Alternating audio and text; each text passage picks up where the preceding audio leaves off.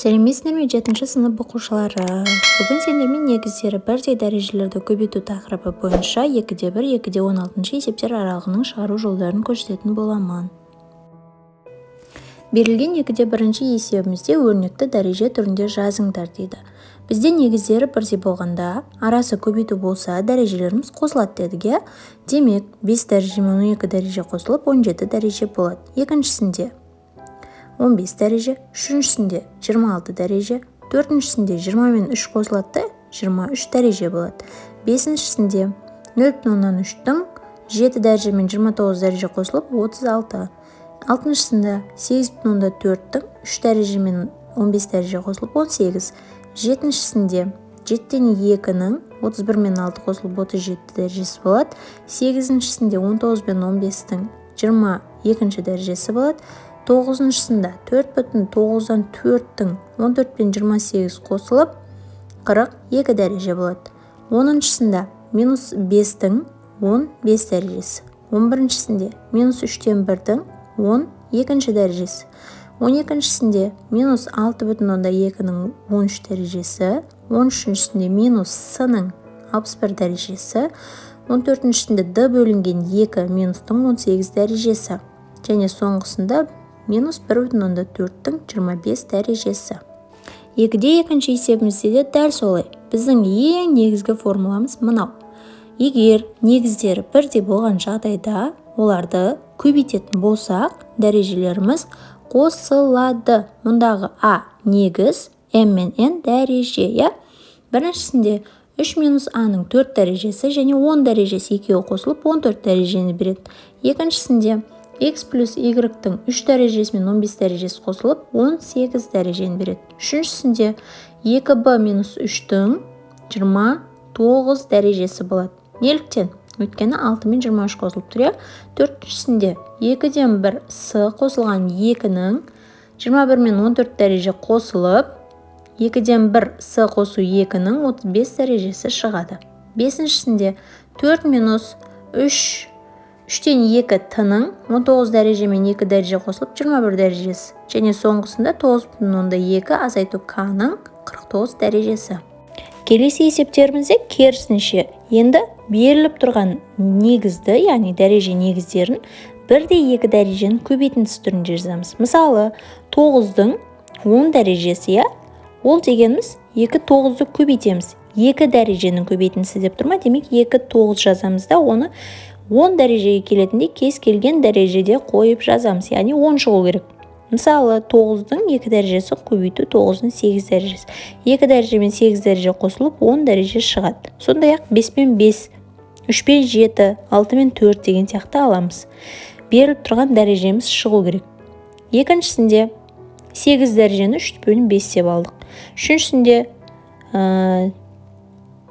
Үшіншісінде 6 дәреже, 1 дәреже мен 5 дәреже. Төртіншісінде 15 дәреже, демек 10 мен 5 деп алсақ болады. Бесіншісінде 7 дәреже, оны 4 және 3 дәреже деп алсақ болады. Негіздеріміз бірдей болып тұра береді, өзгермейді. Алтыншысында 5,9-дан 1-дің 40 дәрежесі болса 35 және 5 дәреже деп алсақ болады. Жетіншісінде минус 0,100-ден 9-дің 6 және 7 дәрежелері. Сегізіншісінде 2,13-ден 5-дің 14 және 14 дәрежесі десек болады. Келесі 2-4 есебімізде дәл солай. Берілген біріншісінде y-тің 11 дәрежесі дегеніміз 5 және 6 дәреже деп алсақ болады. Минус d-ның 41 дәрежесін минус d-ның мысалы 39 және минус d-ның 2 дәрежесі десек болады. Үшіншісінде 8,5 с-нің 14 дәрежесін қалай алсақ болады? 8,5 с-нің 8 дәрежесі және 8,5-ның 6 дәрежесі десек болады. Төртіншісінде минус 3,3-тен 2х 13 дәрежені минус 3,3-тен 2х-тің мысалы 4 және 9 дәрежесі деп алсақ болады. Келесі 2-де 5-ші есебімізде теңдік тура болатындай етіп жұлдызшаның орнына сан қойыңдар дейді. Енді біріншісінде А-ның 31 дәрежесі, А-ның 19 дәрежесі көбейту А және жұлдызша тұр. Осы жерде жұлдызшаның орнына қандай мән қоямыз? Бұл жерде 31-ден 19-ды азайта саламыз, жұлдызшаны табуымыз үшін. Сонда бізде болады 12. Демек, А 31 дәреже, А 19 және көбейту А-ның 12 дәрежесі болады. Тура сол сияқты екіншісін шығарамыз. 24 дәреже. Бұның жұлдызшаның орнына 8-ді қойып тұрмыз, сонда 24 шығады. 16 мен 8 қосылып. Үшіншісінде минус Т-ның 52 дәрежесі, 34 дәреже және 18 дәреже деп қойдық жұлдызшаның орнына. Төртіншісінде XY-ның 9 дәрежесі, XY-ның 3 дәрежесіне 6 дәрежені қосамыз, сонда 9 дәреже шығады. Бесіншісінде 3-тен К-ның 20 дәрежесін 10 және 10 деп аламыз. Алтыншысында 1,3 Т-ның, мұнда жұлдызшаның орнына сан қоюымыз керек. Енді қараймыз, мән беріп қараймыз. Бұл жерде алтыншысында бөлу тұр. Бөлу тұрса, біз дәрежелерімізді қоспаймыз, керісінше азайтамыз. Бұл жерде формула керісінше болады. Негіздері бірдей дәрежелерді бөлген кезде дәрежелеріміз азайтылады. Ал көбейткен жағдайда қосылады. Арасында бөлу тұрғандықтан бұл жерде 13-тен 8 азайт, 13 шығатындай етіп есептейміз. Яғни 13 пен 8-ді қосамыз деген сөз. Сонда 21 дәреже шығады. Келесі есебімізде де дәл солай негіздері бірдей жұлдызшаның орнына мән беруіміз керек.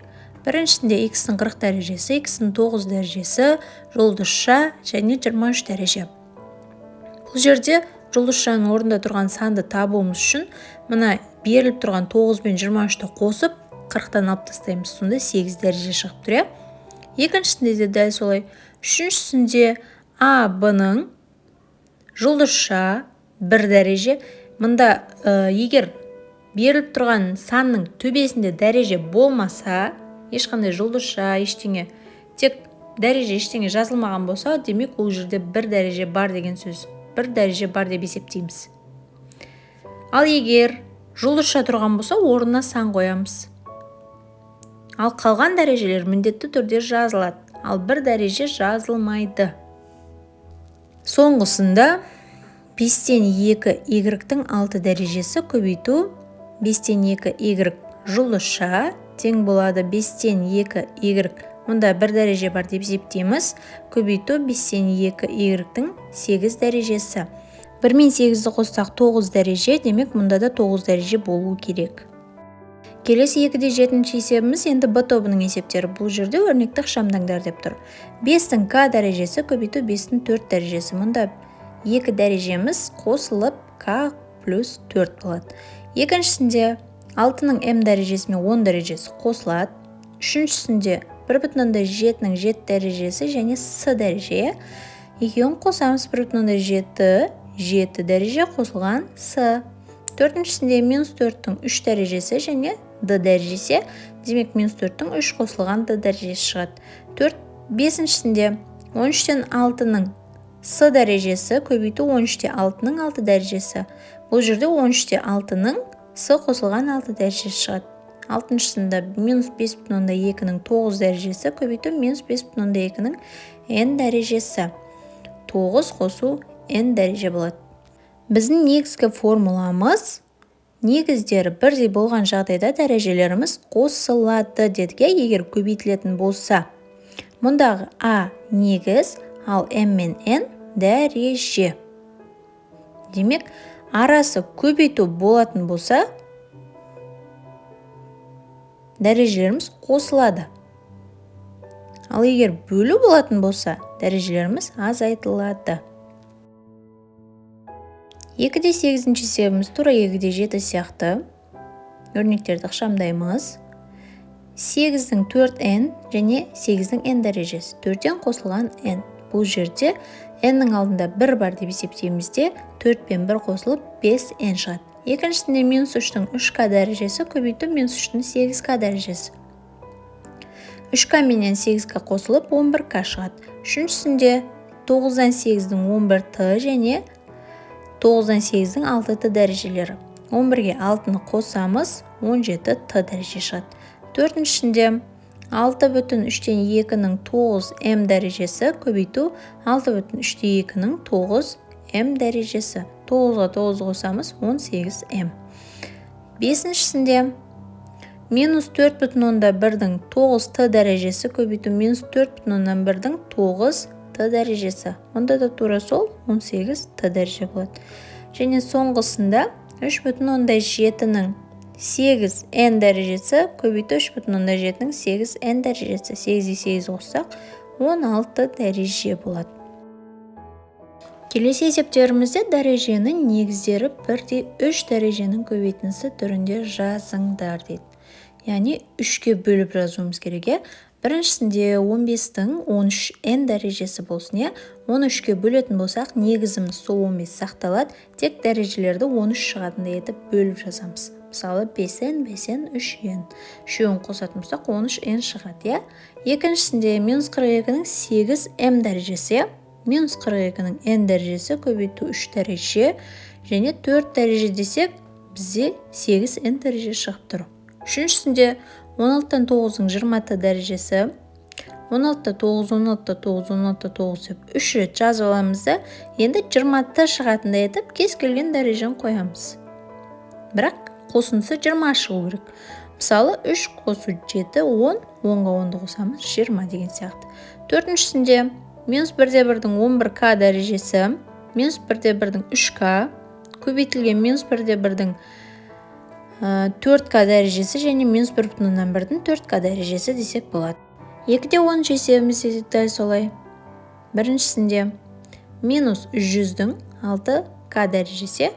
Бұны 3-ке бөлетін болсақ, минус 100-дің 2k дәрежесі, 2k дәрежесі және 2k дәрежесі деп 3-ке бөлеміз.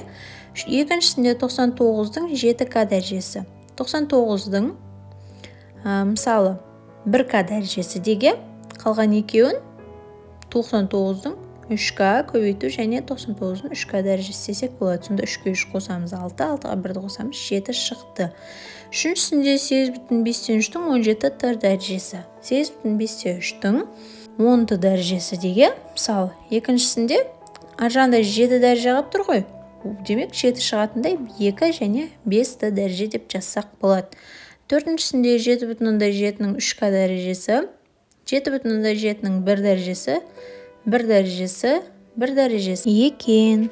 Келесі есебімізде дәреженің негіздері бірдей дәрежелердің көбейтіндісі түрінде жазыңдар және әртүрлі жағдайларды қарастырыңдар дейді. Мысалы, біріншісінде а-ның 3 дәрежесі, бұл жерде а-ның 1 дәрежесі және а-ның 2 дәрежесі деп жазсақ болады. Немесе а көбейту а. Барлығында 1-1 дәрежеден жазып шығуымызға болады. Екіншісінде минус 6-ның 4 дәрежесі, минус 6-ның 2 және 2 дәрежесі деп жазсақ болады. Одан басқа минус 6-ның 1 және 3 дәрежесі деп жазсақ болады. Үшіншісінде 18-ден 5-тің 5 дәрежесі, оны қалай жазамыз? 2 дәреже және 3 дәреже деп жазуымызға болады. Басқа екінші жағдайда 18-де 5-тің 1 дәрежесі және 18-де 5-тің 4 дәрежесі деп жазамыз. Және соңғысында x қосу y-тің 4 дәрежесі. Оны x қосу y-тің 3 дәрежесі және x қосу y-тің 1 дәрежесі деп жазсақ болады. Екінші жағдайда 2 дәреже және 2 дәреже деп жазуымызға болады екен. Енді С тобының есептері басталды. Бұл жерде теңдік тура болатындай етіп, жұлдызшаның орнына өрнек қойыңдар дейді. Бірінші 2/12 есепте А-ның К дәрежесі көбейтілген. Мұнда жұлдызша тұр, Жұлдызшадан кейін теңдіктің оң жағында К қосылған N дәреже тұр. Демек, жұлдызшаның орнына біз N деген санды қояды екенбіз. Екіншісінде Б-ның М дәрежесі көбейтілген 3N.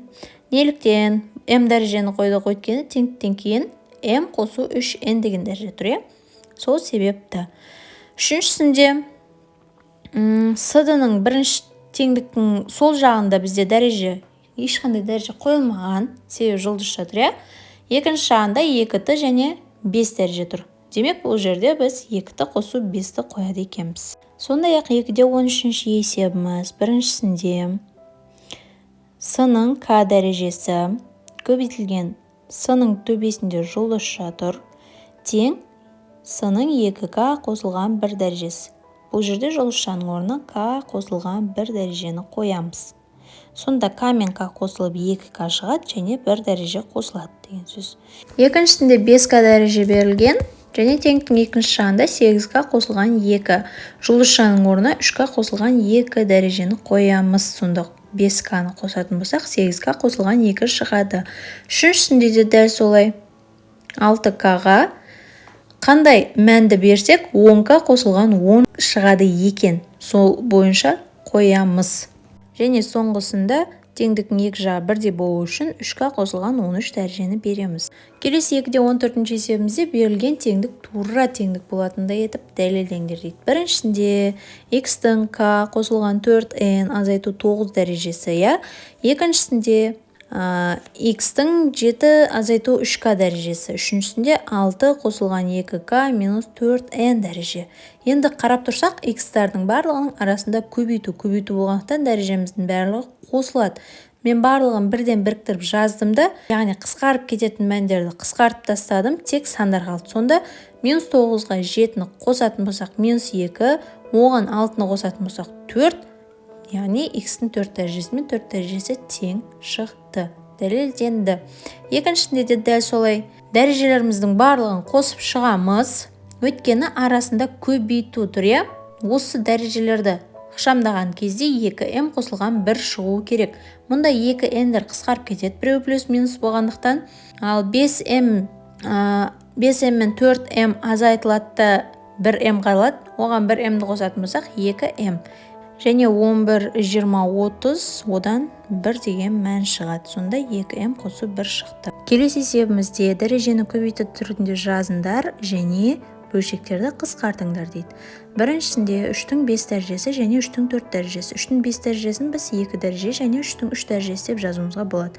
Ал 4 дәрежені 2 дәреже деп жазамыз.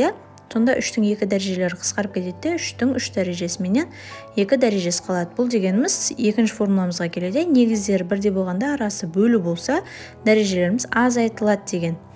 Демек, бұл жерде 3 пен 2 дәреже азайтылып, 3-тің 1 дәрежесі қалады. Ол дегеніміз 3-ке тең. Екіншісінде 4-тің 4 дәрежесі және 4-тің 5 дәрежесі. Дәл бірінші есептегідей істесек болады. 4 дәрежені 2 дәреже етіп жазып аламыз. 5-ті 2 дәреже 3 дәреже дейміз. Сонда 2 дәрежелер кетеді. Енді бұл жерде 4-тің 2 дәрежесінен 3 дәрежені азайтамыз. Сонда 4-тің минус 1 дәрежесі болады. Ал минус 1 дәреже дегеніміз ол бөлімге түсіп кеткенде 4-тен 1 болады. Үшіншісінде 2,3-тің 4 дәрежесі және 3 дәрежесі. Енді бұл жерде 2,3-тің 3 дәрежесі және 2,3-тің 1 дәрежесі деп алайық. Екіншісінде 2,3-тің 3 дәрежесі өзі тұра береді. Сонда 3 дәрежелер қысқарып кетеді, 2,3-тің өзі қалады. Төртіншісінде минус 0,8-дің 3 дәрежесі және минус 0,8-дің 2 дәрежесі. Мұнда да 0,8, яғни минустың 3 дәрежесін келтіріп аламыз. 1 дәреже және 2 дәреже деп. Бөліміндегі минус 0,8-дің 2 дәрежесі 1 дәреже деп аламыз. Сонда 0,8 мен 0,8 қысқарып кетеді де, 2-ден 1-ді азайтсақ 1 дәреже қалады. Ол 0,8-дің өзіне тең. Келесі 2-де 16-шы есебімізде тура теңдіктерді көшіріп жазыңдар дейді. Бұл жерде тура теңдік қайсысы, соны табуымыз керек. Біріншісінде 9 бен 3 дәрежені азайтатын болсақ 6 дәреже шығады. Яғни бұл жерде теңдік дұрыс емес. Екіншісінде 7-нің 8 дәрежесі және 4 дәрежесі. 8 дәрежені 4 дәрежені азайтсақ 4. Демек теңдік дұрыс. Үшіншісінде 0,125-тің 12 дәрежесі және 0,125-тің 4 дәрежесі. 12-ден 4 азайтатын болсақ 8 шығады. Демек теңдігіміз дұрыс. Видеоның соңына дейін тамашалағандарыңыз үшін рахмет. Менің каналыма тіркеліп, лайк басып, комментарий жазып, колокольчик батырмасын басып қойды ұмытпаңдар. Сонда сабақты уақытылы көріп отырасыңдар.